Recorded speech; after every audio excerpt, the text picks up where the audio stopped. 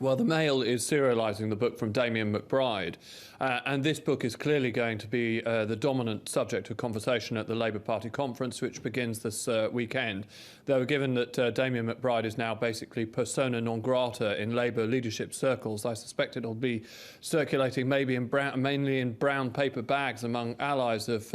Ed Miliband. In essence, he was, of course, the chief spin doctor for Gordon Brown for a number of years, ended up having to resign in disgrace, and in this book he is detailing some of the way in which he tended to operate. So in protecting Gordon Brown, for example, he would see it as his duty to do down rivals. Among those, he describes what he calls the assassination of the then former Home Secretary John Reid, saying, "I decided to unearth from my black book some of the stories I'd gathered over the years about Reid's escapades from the 80s and early 90s. That was before John Reid had given up drink.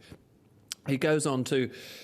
draw a conclusion, if you like, from the way in which he ended up operating, saying, when you did the job I did in the way that I did, you become some diabolical inversion of a priest in the confessional box, told other people's sins precisely in the hope that you will expose them to the world." I think what is striking about this is that we are seeing a Labour Party that is still, to a degree, obsessed by those years of power with Blair and Brown. Even before this came out, you had allies of Tony Blair publishing their own emails